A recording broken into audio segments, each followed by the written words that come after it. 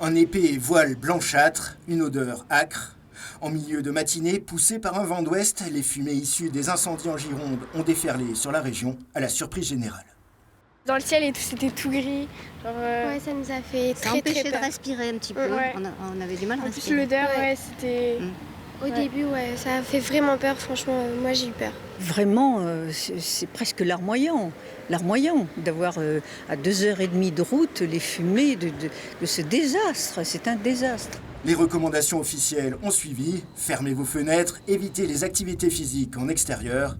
Tandis que les pompiers étaient assaillis d'appels, 350 rien qu'en Corrèze ce matin.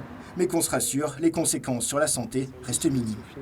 Le risque, on va dire, qu'on pourrait avoir sont des incommodations à ces fumées avec une gêne oculaire, un écoulement nasal, une petite rhinite ou bien une gêne respiratoire sous forme de toux.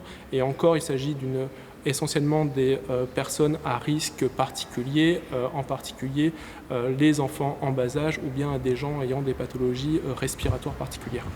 Cet après-midi à Brive, une légère odeur persistait, mais le ciel avait retrouvé son bleu estival.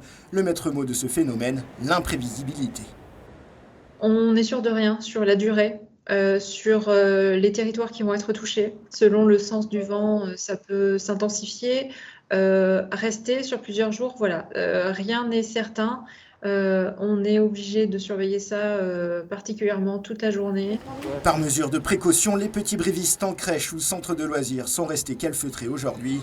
Entre canicule et fumée, le salut est entre quatre murs.